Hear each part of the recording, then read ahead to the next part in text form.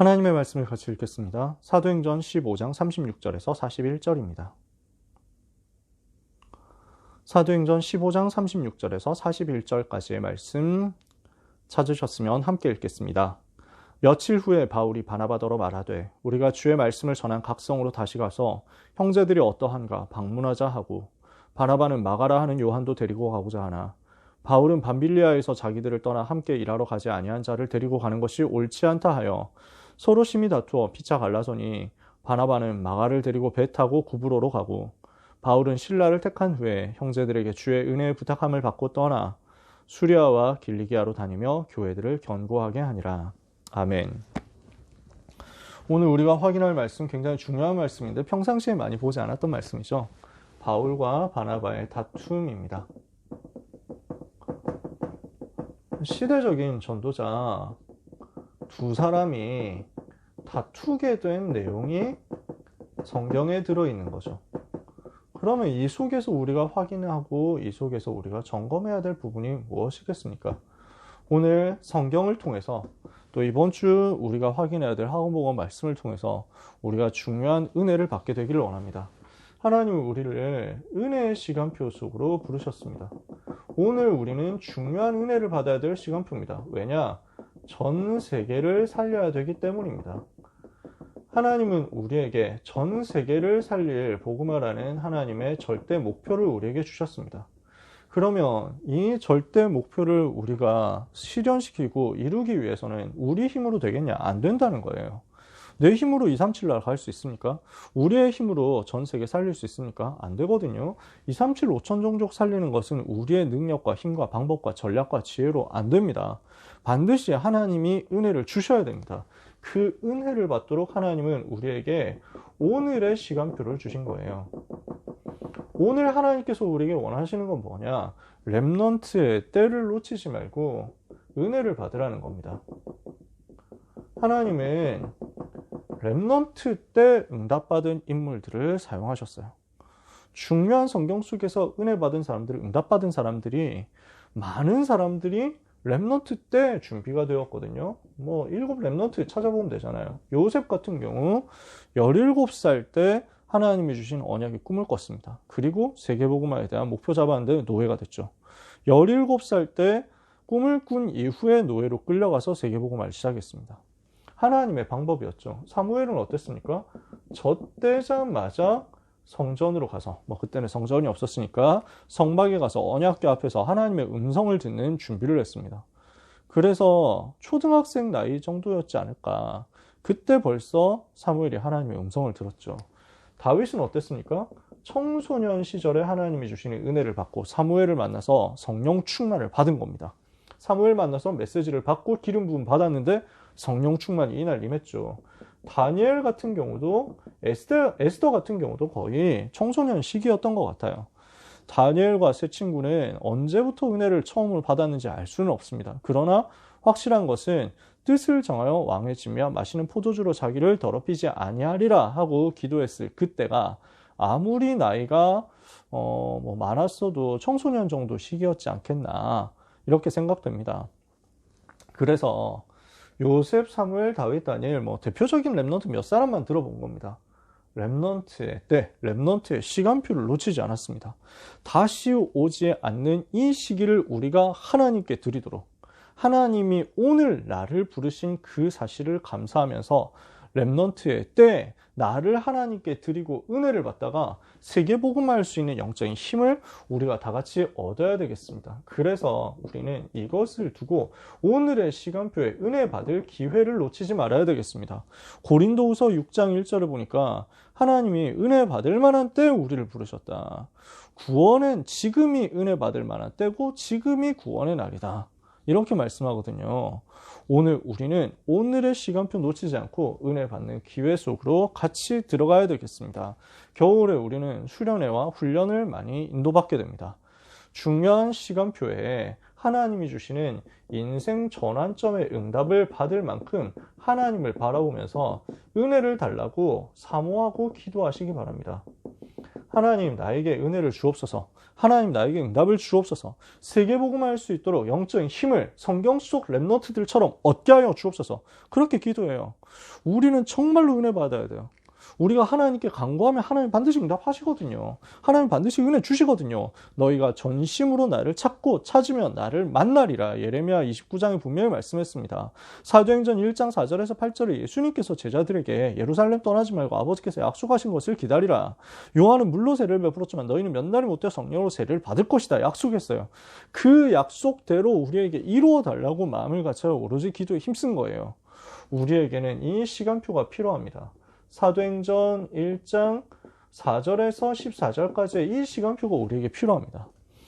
이 시간표를 놓치지 않고 은혜 받을 기회에 하나님이 내게 은혜를 달라고 힘을 달라고 기도하면 하나님은 한 번 가면 다시 오지 않는 우리의 젊음이 하나님께 쓰임을 받도록 은혜를 주실 거예요. 이 은혜를 우리가 놓치면 어떻게 됩니까? 많은 시간 낭비를 하게 됩니다. 최고 응답의 자리에 와 있는데도 그게 뭔지를 모르고 의미를 발견을 못하고 놓친다니까요. 실수하는 거죠. 하나님이 우리를 세계복음화 위해서 불러주셨기 때문에 하나님이 우리를 반드시 치유해 가시면서 사용하실 것입니다. 그러나 그 과정에서 우리가 괜히 시간 낭비, 돈 낭비를 할 필요가 없잖아요. 정말 우리가 은혜 받으면 우리는 시간을 낭비하지 않고 하나님을 향해서, 시간을 낭비하지 않고 세계복음화를 향해서 쓰임받게 될 겁니다. 그래서 우리 렘넌트들은 사춘기 없다, 이렇게 생각했으면 좋겠어요. 사춘기, 불신자들은 그 시간표에 많이 방황합니다. 성경 속 렘넌트들은 사춘기라는 시간표가 흔들리고 갈등하고 방황하고 헷갈리는 것이 아니라 하나님이 주시는 은혜를 받고 힘을 얻고 비전을 찾는 최고의 시간표로 만들었단 말이에요. 누렸단 말이에요. 우리가 응답 받아야 되겠죠. 만약에 이거 안 하면은 다 받았는데도 그게 어디인지를 모르고 한참을 돌아가게 된다니까요. 놓치게 된다니까요. 어디 있는지를 모르고 놓친다니까요. 왜 그런 사람들 있잖아요. 안경을 끼는데 그 안경을 머리 위로 살짝 올려놓고 내가 안경을 어디 놔뒀지? 이러면서 돌아다닌다니까요. 저는 그래 본 적이 있거든요. 손목시계 차고 있다가 펜을 거의 다 끼워놓고 손목시계하고 손목 사이에 끼워놓고 가만 내 펜은 어디 갔어? 한참을 찾았다니까요. 다 받아놨는데 놓친다. 다 받아놨는데 이제 쓸데없이 그것을 놓치고 시간 낭비한다. 그럴 필요가 없죠. 오늘 시간 낭비하고 많이 돌아온 사람이 마가라는 사람이거든요. 그럼 우리는 어떻게 해야 되겠냐? 너무 염려하지 마라. 시간 낭비하지 않도록 오늘 하나님이 주시는 은혜 받아야 되겠고, 지금 내가 시간 낭비한 것 같다? 낙심하지 말고 지금 은혜 받으면 됩니다. 오늘 바울과 바나바라는 시대적인 전도자 두 사람이 다른 생각을 하면서 다투는 일이 벌어졌습니다. 두 사람이 다른 생각으로 다투게 되는데 이게 어떤 상황이었습니까? 이걸 조금 확인을 해야 되겠죠. 어떤 일이었습니까? 자, 1차 전도 여행 지도를 우리가 지난주에 조금 그렸었습니다. 1차 전도 여행 때 안디옥에서 출발하죠. 여기 안디옥에서 출발해서 바울과 바나바가 여기 구브로에 가가지고 사역을 합니다. 이게 사도행전 13장이죠. 그리고 올라가서 비시디아 안디옥 사역을 합니다. 13장이죠. 이고니온 사역을 합니다. 루스드라 더베 사역을 합니다. 그래서 여기가 13장, 여기가 14장 이렇게 사역을 하는 겁니다. 이렇게 사역을 해가지고 1차 전도 여행 때 많은 증거가 일어났거든요. 근데 요 중간쯤에서요, 1차 전도 여행 때 바울과 바나바와 동행했었던 마가가 돌아갑니다. 나는 여기서 더 이상 못 가겠다라고 해가지고 돌아갑니다. 그런 일이 있었거든요. 그리고 나서의 일입니다. 1차 전도 여행 잘 마쳤고 이 지역에 전도 운동할 수 있는 시스템이 세워졌는데 1차 여행 후에, 1차 전도 여행 후에 제자들을 점검하고 확립해야 되겠다. 그래서 이것을 목표로 해가지고 이 현장을 다시 방문하자. 이걸 의논을 하게 된 겁니다. 2차 전도 여행을 시작하자. 바울과 바나바가 의논을 하는데 여기에서 바울과 바나바가 의견이 서로 달랐던 것이 마가를 데리고 가도 되느냐라는 것이었습니다. 그러면은 마가의 동행 여부를 두고 바나바는 무엇이라고 얘기했냐면 그럴 수도 있지 않냐. 사람이 실수할 수 있지 않냐. 다시 한번 기회 주자라고 이야기를 한 겁니다. 바울은 거절했습니다. 지금은 아니다라는 거예요. 시간표 아니다. 앞에 생명 걸고 현장 돌아야 되는 상황에서 중간에 조금 자기 힘들다, 아니면 중간에 조금 생각이 안 맞다, 이렇게 해가지고 돌아갔다. 그러면은 지금은 시간표 아니라는 것이다. 아직 훈련 더 받아야 된다. 라고 이야기를 하면서 바나바는 마가 데리고 가자, 바울은 마가 데리고 갈 수 없다. 라고 얘기를 한 겁니다. 결국 어떻게 된 겁니까? 두 사람이 갈라서게 됩니다.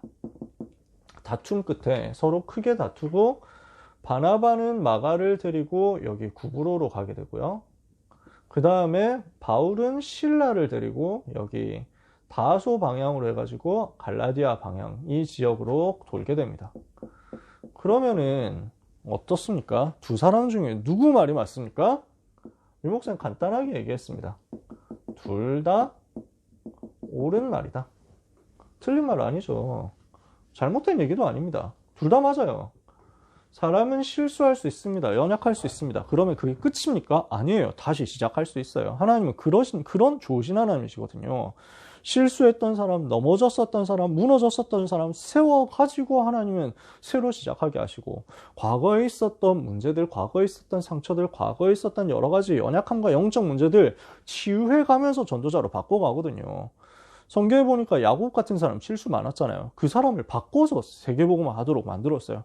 아브라함 불신앙 많이 했잖아요. 믿음의 조상이 되도록 하나님이 바꿔나가셨다니까요. 성경 속에 다윗이 실수 없었습니까? 중간에 많았어요. 하나님은 다윗을 치유하시고 변화시켜 나가면서 세계복음화를 위해서 사용하셨어요. 당장 베드로가 그랬잖아요. 예수님을 3번이나 부인했는데, 그랬었던 허물 많은 베드로를 용서하시고, 예수님을 부활을 의심했었던 도마도 용서하시고, 우리 주님이 힘을 주시면서 세계복음화를 위한 일꾼으로 만들어 나가셨죠. 바나바는 그 얘기를 한 거예요. 그러면 바울 말은 틀렸습니까? 아니에요. 바울이 마가를 싫어하고 바울이 마가를 미워한 게 아니에요. 바울은 마가라는 한 사람의 인생을 두고 시간표를 본 겁니다. 아, 지금 우리는 현장으로 돌면서 굉장히 어떤 상황에서는 영적 싸움 해야 되고, 어떤 상황 속에서는 고난도 받을 수 있고, 어떤 상황 속에서는 핍박도 당할 수 있는데, 그러면 이것을 견딜 수 있으려면, 그리고 그 속에서 하나님의 계획을 볼 수 있으려면 아직 훈련이 더 되고 준비가 더 돼야 된다. 마가는 아직 준비가 덜 됐다. 훈련 다 받은 사람, 훈련이 제대로 되었을 때 그때 시작하면 된다.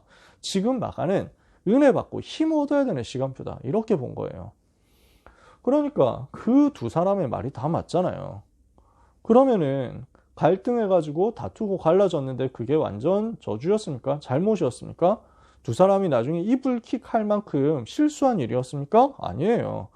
결국 바나바를 통해서도 역사 일어나고, 바울을 통해서도 역사 일어나고, 그리고 마가를 통해서도 역사 일어나거든요. 그러면은 두 사람은 지금 고민을 한 겁니다. 어떻게 하면 생명을 살리겠냐? 어떻게 하면 제자를 키울 수 있겠냐? 이걸 가지고 전도자 두 사람이 고민을 치열하게 했단 말이에요. 그래서 오늘 우리는 질문해 봐야 됩니다. 우리는 무엇 때문에 갈등합니까? 무엇 때문에 고민을 합니까? 우리가 다툰다면 무엇 때문에 다툽니까? 대부분 육신 갈등하잖아요. 대부분 감정 때문에 다투잖아요.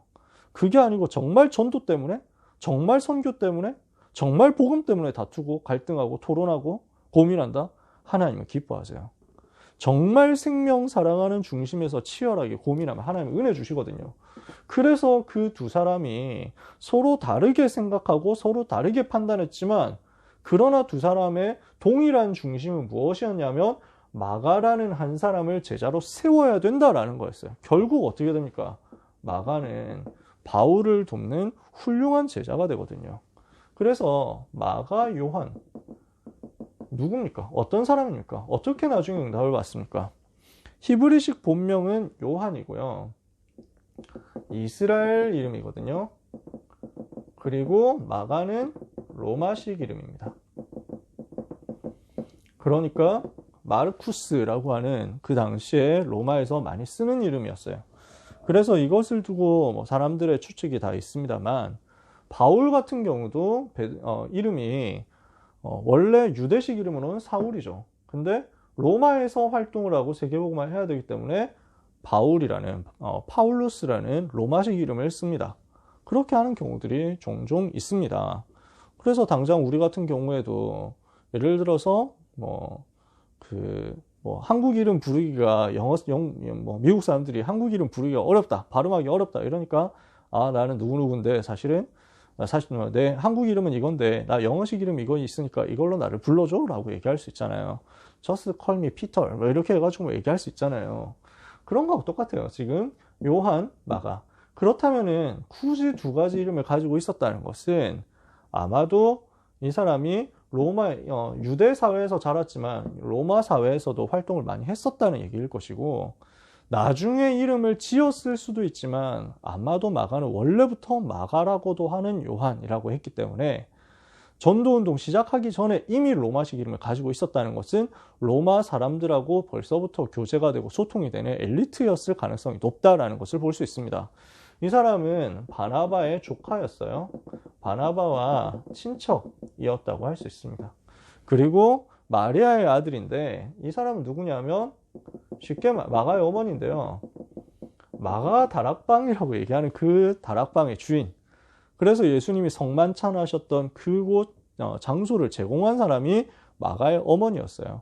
근데 성만찬하는 장소 마가의 다락방, 마가의 2층 집이에요. 그 2층 집에 나중에 초대교회 사도행전 1장 14절 제자들이 모여가지고 기도하잖아요. 성령 충만이 그 자리에 임하잖아요. 거기에 120명이 들어갔거든요. 집 2층에 120명이 들어가서 열흘 동안 기도할 수 있었다라는 것은 집이 꽤 컸을 것이라는 것을 얘기합니다. 아마도 마가는 엘리트였을 것이고 아마 마가의 집은 상당히 경제적으로 힘이 있었을 것이라고 볼 수 있습니다. 그래서 아마 돈이 많거나 아니면 뭔가 배경이 있었거나 했기 때문에 유대 사회에서 귀족 집안이었기 때문에, 엘리트 집안이었기 때문에 로마 사람들하고도 당시에 교류가 있었고, 어떤 경우에서는 로마에 유학을 갔다 왔을 수도 있고, 하여튼 여러 가지 얘기들을 합니다. 마가 다락방의 주인으로서 예수님을 위해서, 교회를 위해서 헌신하기도 했었고요. 그래서 디테일하게 들어가면 얘기들이 많습니다. 예수님이 십자가 못 박히시기 전에 체포당하셨잖아요. 그때 마가복음에 보면 어떤 청년이 그때 배 혼니부를 두르고 예수님을 멀리서 따라갔다가 이제 군인들이 이제 잡으러 오는 것을 보고 제자들이 흩어질 때 배 혼니부를 버리고 벗은 몸으로 도망했다. 이렇게 나와 있습니다. 다른 성경에는 없습니다. 마태복음이나 누가복음이나 요한복음에는 없습니다. 근데 마가복음에만 있어요. 굳이 왜 썼겠냐? 아마 자기 얘기였으니까 썼을 거예요. 자기가 그렇게 부족했었다라는 것을 아마 나중에 썼을 겁니다. 그래서 대부분의 학자들은 그게 마가 본인 이야기일 것이다 라고 얘기를 해요. 그래서 그때도 아마 예수님이 밤새도록 제자들에게 메시지 주실 그때는 자기 방에서 자고 있었을 거예요. 12제자와의 메시지였으니까. 그러다가 예수님이 나가시고 하니까 이제 분위기가 심상치 않으니까 좀 따라갔다가 그냥 잠결에 따라간 거지. 그래서 배 혼입을 이거 두르고 따라갔다가 사건이 일어나고 충격받아가지고 이제 벗고 도망갔는데, 그 배 혼입을도 원어로 보면 굉장히 고급이었대요. 그래서 아마 잘 살았던 거 아니냐 이렇게 얘기합니다. 초대교회가 여기서 시작되잖아요. 마가 다락방에서 시작되니까, 마가의 집에 시작되니까 얼마나 중요합니까?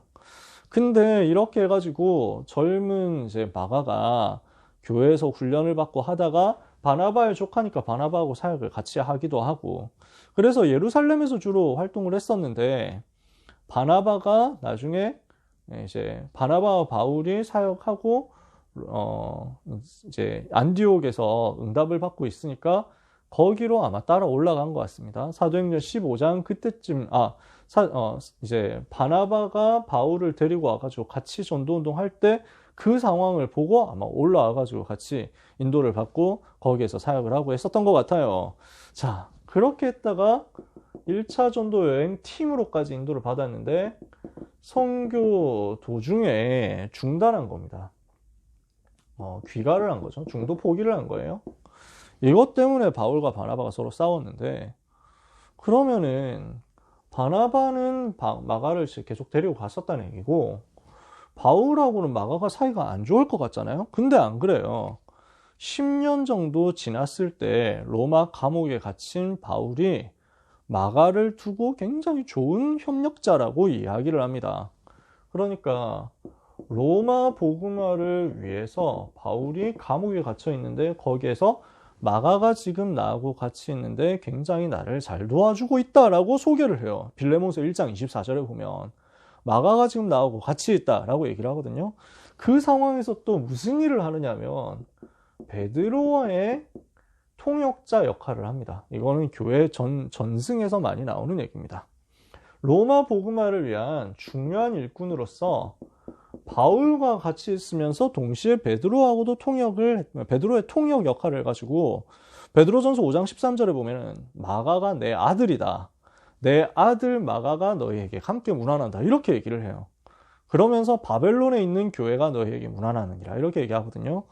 그럼 베드로가 마가는 지금 로마에서 바울하고 같이 있는데 베드로는 내가 지금 바벨론에서 너희에게 편지를 쓴다 하면서 마가가 나하고 같이 있다 이렇게 얘기를 하니까 지금 바벨론은 예루살렘에서 엄청 동쪽이고 로마는 예루살렘에서 엄청 서쪽인데 어떻게 된 겁니까?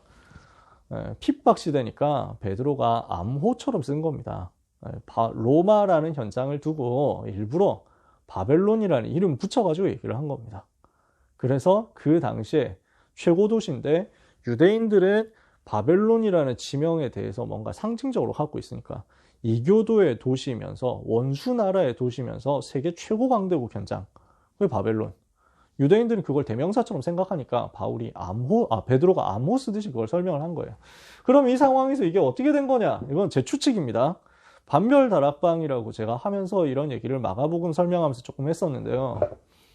바울이 로마에 가서 복음을 전할 때 바울은 죄수였습니다.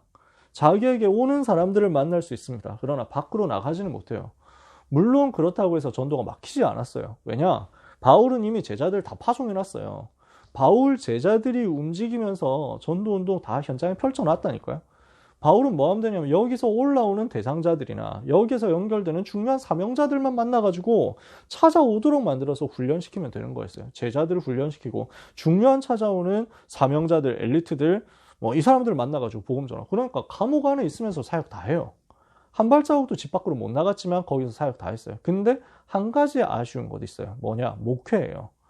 그래서 현장에서 사명자만 있는 게 아니거든요. 사역자만 있는 게 아니거든요. 거기에 평신도들이 있고 그리고 현장에서 신방 같은 걸 해야 돼요. 목회 사역이라고 해요. 목양 사역. 그래서 양떼들을 돌봐야 되잖아요. 누가 아프다 가서 기도해 줘야 되고요. 누가 돌아가셨다 이러면 장례 치러줘야 되고요. 누가 새로 왔다 이번에 새로 영접했다 세례도 줘야 되고요. 예배 인도도 해야 되잖아요. 그러니까 곳곳에 지교회들이 로마에 세워져 있는데 그곳에서 예배 인도하고 양육을 하고 목양 사역을 하고 이렇게 하기 위해서 목회자가 필요한 거예요. 바울이 해야 되는데 바울은 못 나가. 그러니까 바울이 평상시에 자기하고 친했던 베드로에게 연락을 한 것 같아요. 베드로한테 연락하면서 와가지고 지금 문이 크게 열렸으니까 사역을 좀 해줬으면 좋겠다. 베드로가 얼마나 바울하고 서로 친했냐면 바울과 베드로가 서로 허물이 없고 뒤끝이 없으니까 서로 디스하는 장면 나와요. 갈라디아서에 보면은 베드로가 아니 외식을 하더라 눈치를 보더라 그래가지고 내가 베드로 보고 뭐라 했었어 뭐 이렇게 얘기를 하기도 하고요. 베드로후서 3장에 보면 베드로가 바울을 보고 내 사랑하는 형제 바울도 너희한테 여러 편지를 썼는데 조금 어렵다. 왜냐면 바울이 워낙 똑똑해가지고 좀 어렵다. 그런 거 함부로 이제 어려운 걸 너무 억지로 풀려고 하지 마라. 은혜 받아라. 이렇게 얘기를 하기도 하고 디스 아닌 이런 이야기들을 하면서 서로 아마 굉장히 친했으니까 얘기를 한 거예요. 그런 신뢰관계가 있고 친분이 있으니까. 베드로전서 5장에 보면은 사랑하는 형제 실루아노를 통해서 너희한테 편지를 많이 썼다. 이렇게 얘기를 하고 마가가 지금 내 아들이다. 같이 문안한다. 이렇게 얘기를 하는데 신라는 바울하고 같이 움직였었던 2차 전도여행 신라하고 같이 가잖아요. 바울이. 그러니까 신라도 마가도 지금 로마에서 바울하고 같이 있으면서 베드로가 여기에 사역자로 목회자로 와가지고 사역할 때 같이 이제 역할을 해준 겁니다. 그럼 베드로 고민 하나가 있는 거죠. 바울은 로마 말이 돼요. 근데 라틴어가 되는데 베드로 라틴어가 안 돼. 그러니까 내가 가서 사역하면 좋은데 되겠냐. 내가 말이 안 돼가지고 어떻게 하냐 하니까 걱정하지 마라. 마가가 통역해주면 되지 않냐. 이렇게 된 거예요. 제 추측입니다.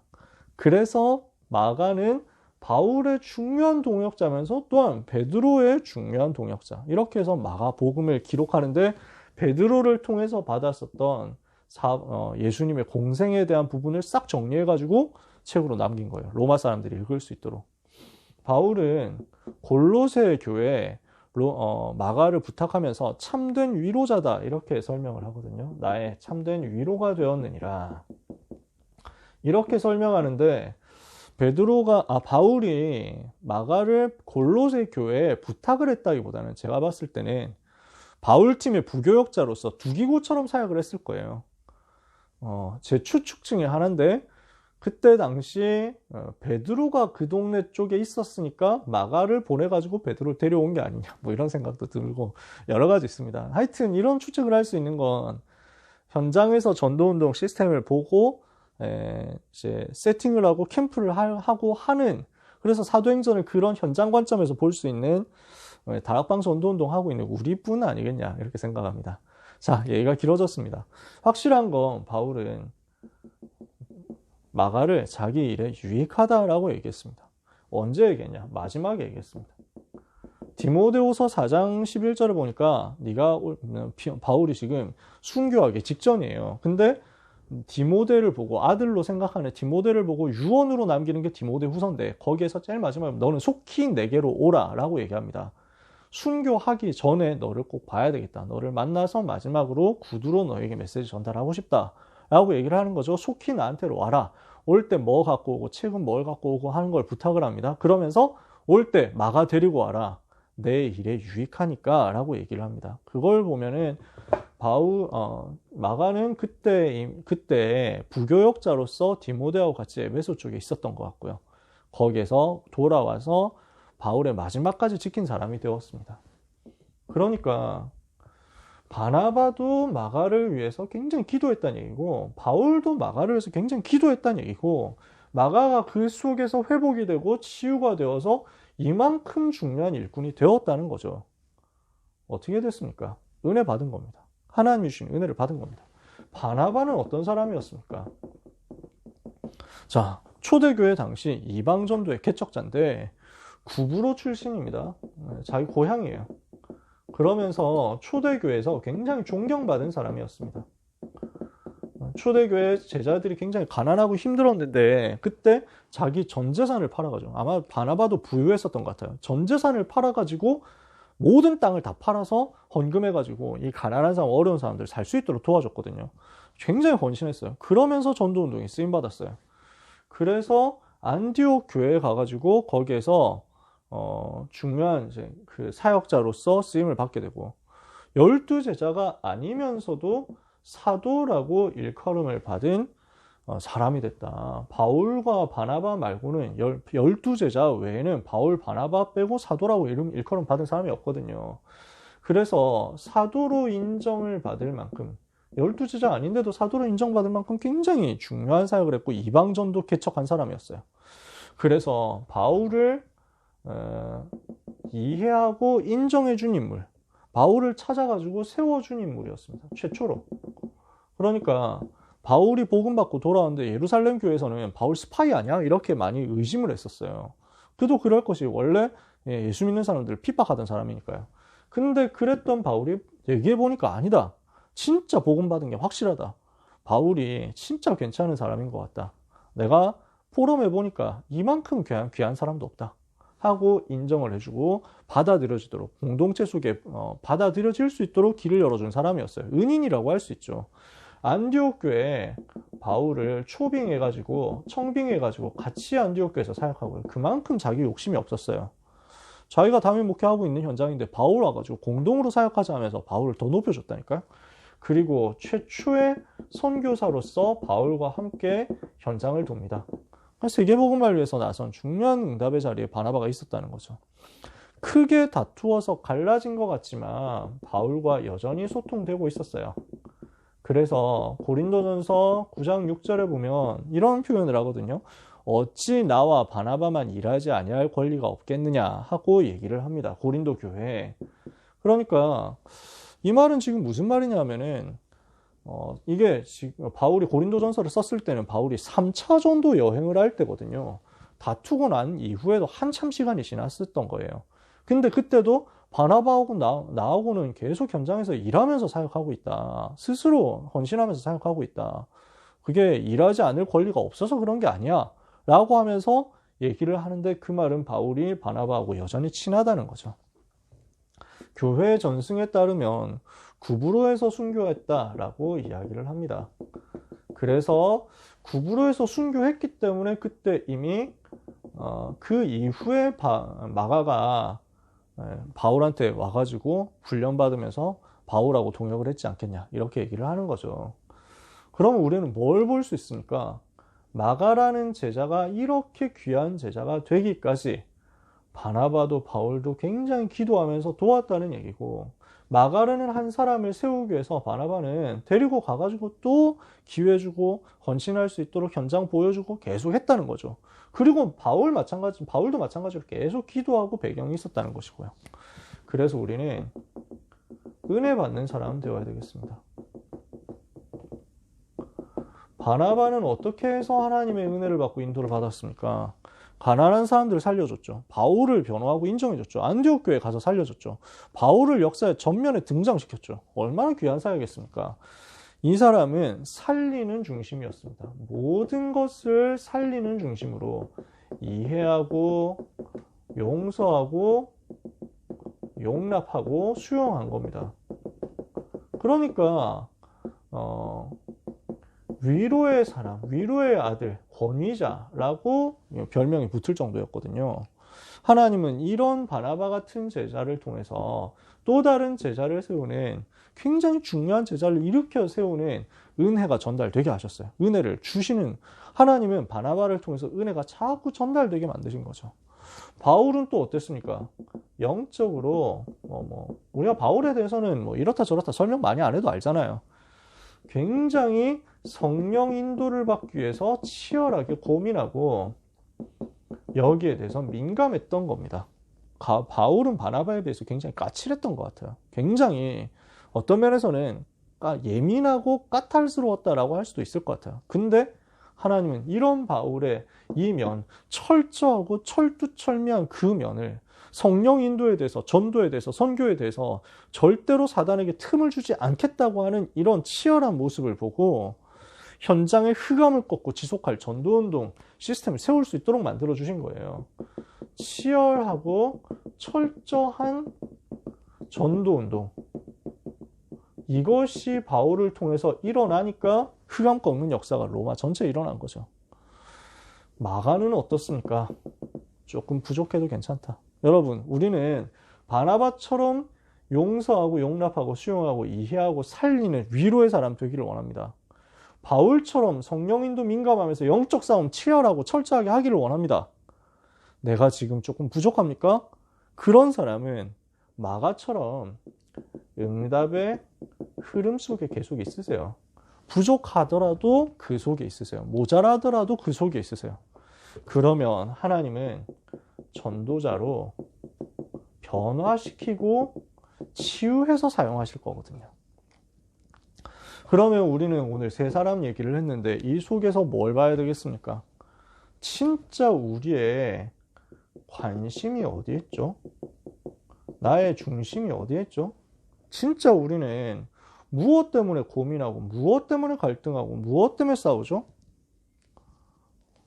바울과 바나바는 어떻게 하면 전도할 것이냐, 어떻게 하면 선교할 것이냐, 어떻게 하면 영혼 살릴 것이냐, 어떻게 하면 마가를 제자로 세울 것이냐, 이것 때문에 고민했단 말이에요. 우리의 관심이 현장에 있기를 원하고, 우리의 관심이 전도에 있기를 원하고, 우리의 관심이 제자에 있기를 원합니다. 이것 때문에 우리가 진짜 은혜 받도록 고민했으면 좋겠어요. 하나님이 주시는 은혜를 받아버리면, 하나님이 주시는 은혜를 받고 힘을 얻으면 세계복음화를 위해서 귀하게 제자를 세우는 사람이 될 겁니다. 세계복음화를 위해서 치열하게 쓰임받는 사람이 될 겁니다. 우리가 하나님 주시는 은혜 받으면 내가 부족해도 결국 전도자로 변화되게 될 겁니다. 그래서 이 은혜 받는 기회를 놓치지 말자. 하나님이 주시는 은혜를 받아서 이 사역을 감당할 수 있도록 하나님을 바라보도록 우리가 하나님께 우리의 중심을 향하는 한 주간이 되었으면 좋겠어요. 한 주간 은혜 받는 일, 전도 선교의 일을 위해서 치열하게 고민하고 철저하게 기도하다가 하나님이 주시는 큰 힘과 은혜를 받아서 두고두고 하나님께 쓰임받는 역사 있게 되기를 축복합니다. 기도하겠습니다. 하나님 아버지 감사합니다. 우리를 전도자로 불러주시고 제자로 불러주신 하나님께 감사드립니다. 세계복음화 위해서 한 번뿐인 우리의 인생 가치 있게 하나님을 향하게 하여 주시며 하나님께 우리의 시간표를 드릴 수 있게 하여 주옵소서. 렘넌트의 때를 놓치지 않게 하옵소서. 이때 하나님이 주신 은혜 받고 큰 힘 얻어서 25 응답 가지고 세계 살릴 수 있게 하여 주옵소서. 바울과 바나바, 마가가 받았던 응답이 오늘 우리의 삶에 그대로 임하는 한 주간이 되도록 축복하여 주옵소서. 예수 그리스도의 이름으로 기도합니다. 아멘.